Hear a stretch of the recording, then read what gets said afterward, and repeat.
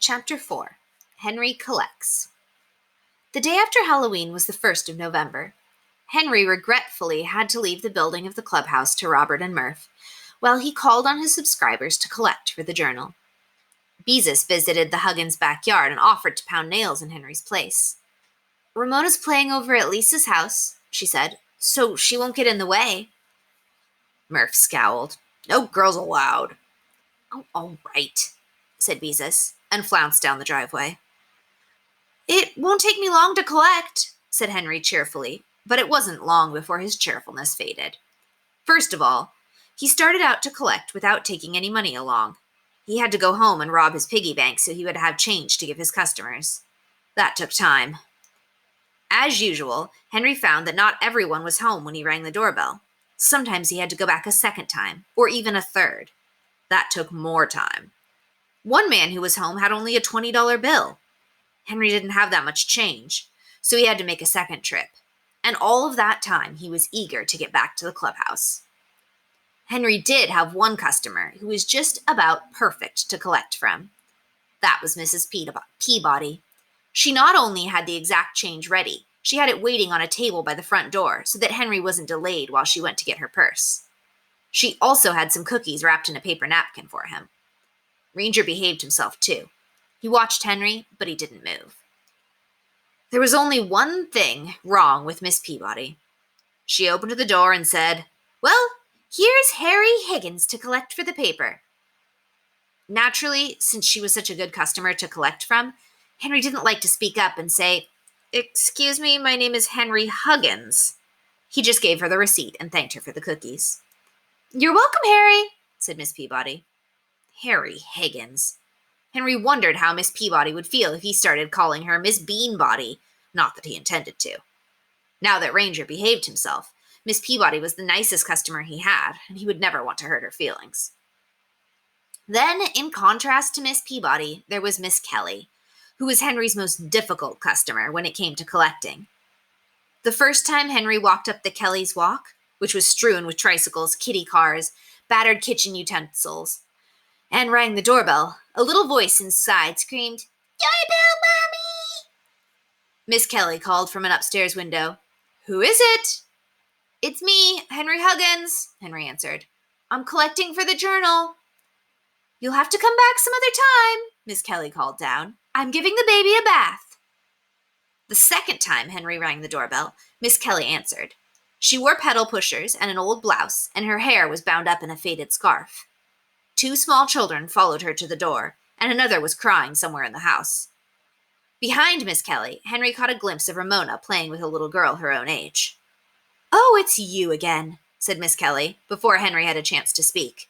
"I'm sorry, I don't have a cent in the house. You'll have to come back after payday."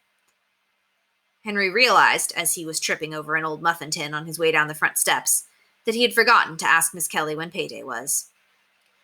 Henry was able to drive quite a few nails into the clubhouse before he got up his courage to go back to the Kellys. The building, under Murph's direction, was going along smoothly, when it wasn't interrupted by Ramona, who was sometimes accompanied by Lisa, her little friend from kindergarten.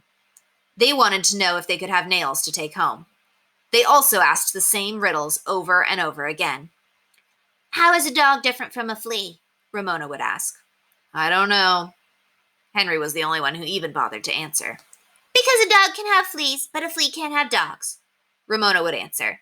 And no matter how many times she asked the riddle, she and Lisa screamed with laughter at the answer. "What's black and white and red all over?" Ramona always asked next. "Go home!" Murph yelled at this point. Then Ramona and Lisa would walk down the driveway, scuffing their toes of their shoes on the cement to show that they were angry. And the next day they would be back. "Can't you find a way to get rid of those pests?" Murph would ask. Henry could only shrug. There was no easy way to get rid of Ramona. Finally, Henry decided that he had to get up his courage to go back to the Kellys, or Mr. Capper would start asking him why he hadn't finished collecting.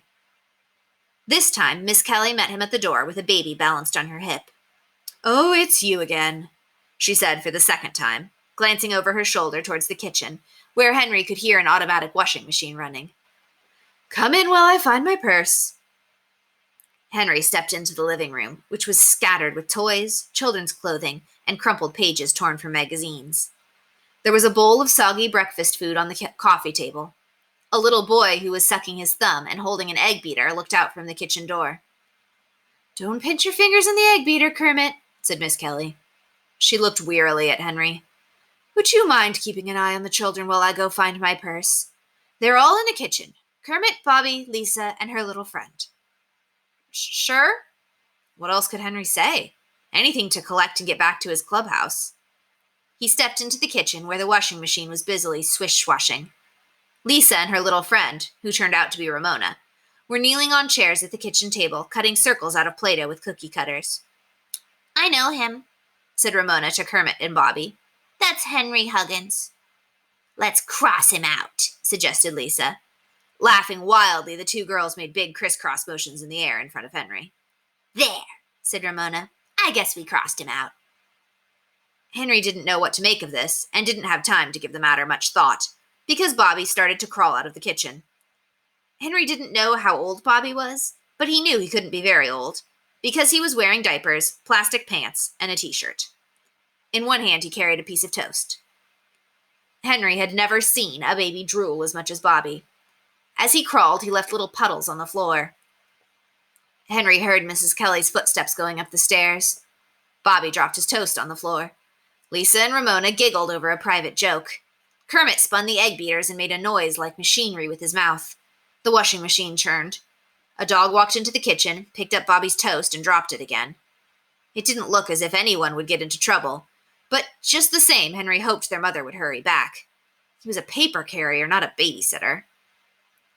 Bobby picked up the soggy toast the dog had dropped and began to chew on it. "Hey," said Henry feebly. He was pretty sure babies were not supposed to eat toast that had been in a dog's mouth. Gently, he tried to take the toast from Bob, who clung to his crust and uttered a piercing scream. Henry backed away. Bobby put the toast back in his mouth and gnawed at it contentedly. "Oh, well," thought Henry. "It looks like a pretty clean dog." Then Henry discovered that Kermit was missing. He stepped into the living room, where Kermit was twirling the egg beater, in time to see the dog lap up the soggy breakfast food in the bowl on the coffee table. "Cut that out," said Henry, even though it was too late to do any good. The washing machine stopped swish-washing and was silent, as if it was resting up before starting to spin. Miss Kelly called down from upstairs. "Kermit, what did you do with my purse?" "Put it under the bed so Bobby wouldn't get it," answered Kermit. Henry heard a chair being dragged across the kitchen floor. Followed by Kermit and the dog, he went to investigate. Ramona was standing on a chair in front of the washing machine. She wasn't actually doing anything wrong, but knowing her, Henry wasn't taking any chances.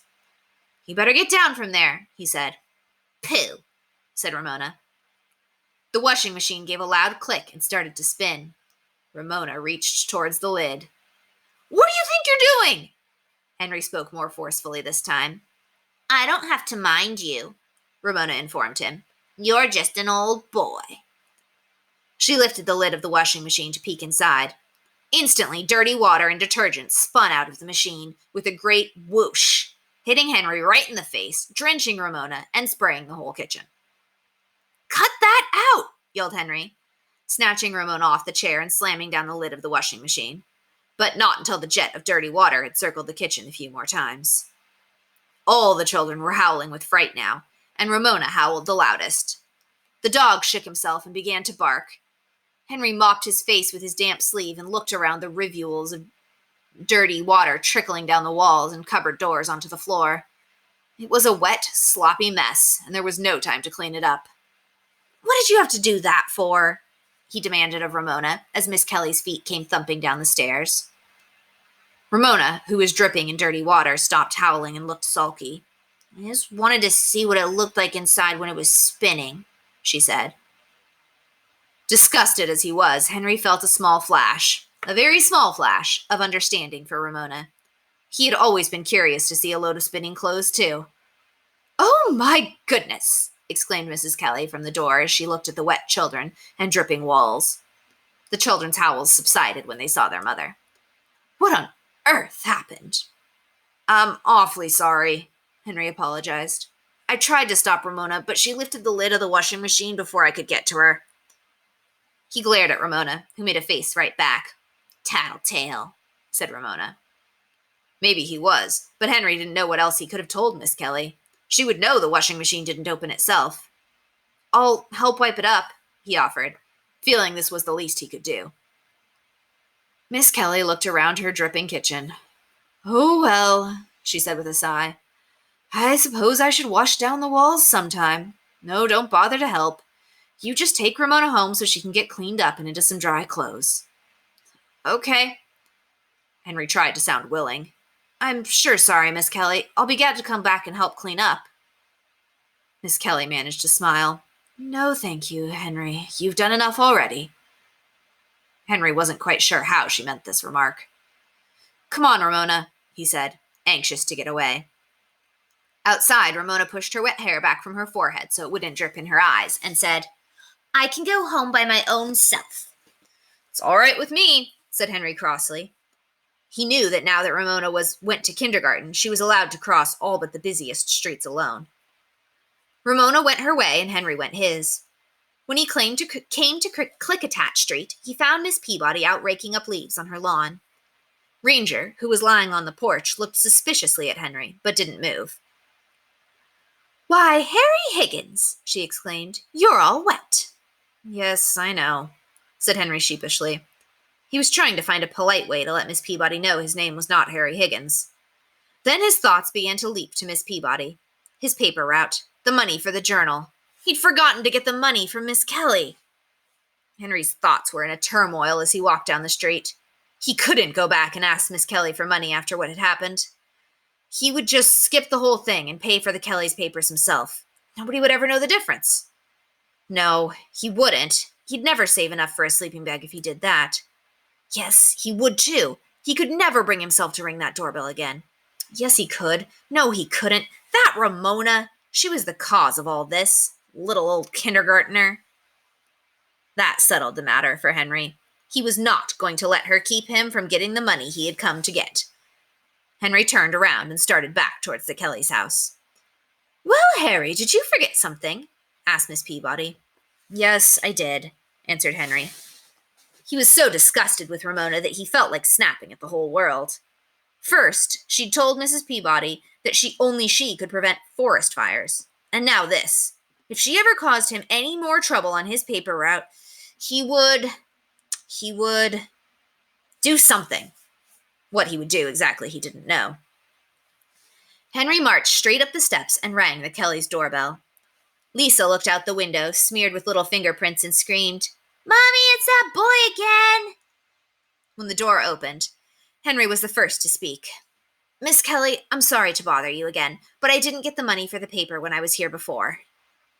He was still so disgusted with Ramona that he forgot to be embarrassed. I thought she'd be back. Miss Kelly laid down the sponge in her hand and picked up her purse, which was lying on the chair near the door. Henry accepted the money and gave Mrs. Kelly a receipt. Oof, he thought. I hope I never have to go through this again. And he decided he'd better make sure that he didn't. Miss Kelly? He ventured. What day would be best for me to collect?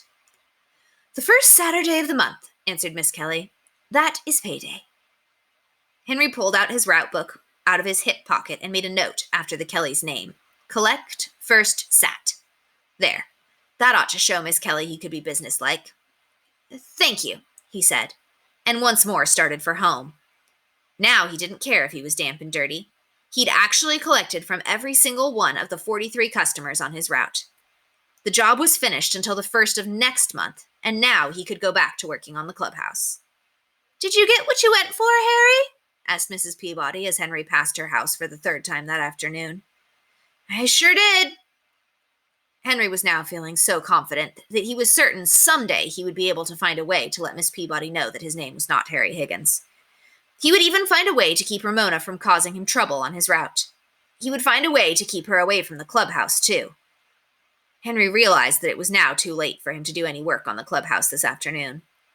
Tomorrow afternoon, the first thing he would do was make a sign saying no girls allowed. The only thing wrong with that idea was that Ramona could not read.